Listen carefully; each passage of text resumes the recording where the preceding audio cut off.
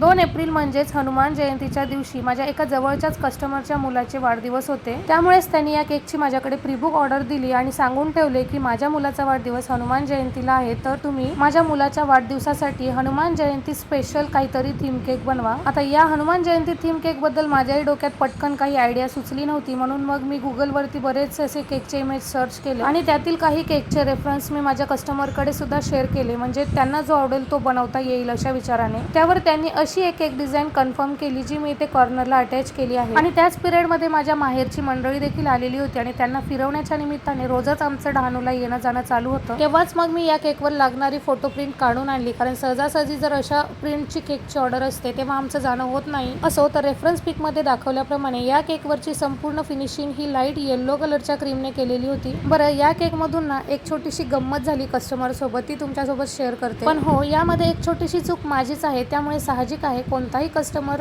सहजच कन्फ्यूज होऊ शकतो। आता झालं काय ते अगोदर सांगते। तर त्या दिवशी ना माझ्याकडे 1 kg चे बेस आणि बॉक्स संपलेले होते आणि ही गोष्ट मला एकदम ऐन वेळेला केकची आयसिंग करताना लक्षात आली, त्यामुळे माझ्याकडे कुठलाच पर्याय नव्हता। मग काय, वेळ न घालवता मी पटकन असा 1/2 kgच्याच बेसवर हा 1 kg चा केक बनवायला घेतला। इथेच माझी एक छोटीशी चूक झाली, पण हो, ही चूक म्हणता येणार नाही, कारण ऐन वेळेला मी सुद्धा काही करू शकले नाही, त्यामुळेच मला हा एकच पर्याय निवडावा लागला 1/2 kgच्या बेसवरती 1 kg चा केक बनवण्यासाठी। चला, रेफरन्स मध्ये दाखवल्याप्रमाणे केक तर आपला इथे एकदम मस्त असा रेडी झाला, पण इथे आपली परत एक छोटीशी चूक झाली, ती कोणती सांगते। तुम्ही माझ्या केकचे प्रत्येक व्हिडिओ पाहत असाल तर व्हिडिओच्या शेवटी मी माझ्या केकचे वजन करून दाखवते, पण आज असं झालं, नेहमीप्रमाणे केकचे फायनल डेकोरेशन करताना जवळच माझी आई आणि बहीण उभे होते आणि त्यांना बोलता बोलता कॅमेराकडे मी लक्षच नाही दिला, कारण कॅमेरा ऑफ राहून गेला आणि इथेच झाली माझ्याकडून एक दुसरी छोटीशी चूक, ज्यामुळे हा केक कस्टमरला 1 kg वाटत नव्हता। असो, त्यांना ही शंका येणं साहजिकच आहे, कारण मी छोटा बेस वापरला आणि त्यावर 1 kg केक बनवला, हे नक्कीच त्यांना सांगितल्याशिवाय लक्षात येणार नाही। चला तर असे गैरसमज आणि छोट्या मोठ्या चुका होतच राहतात। तुम्हाला आजचा व्हिडिओ आवडला तर लाईक, कमेंट, शेअर आणि चॅनलला सबस्क्राईब करा। Bye bye.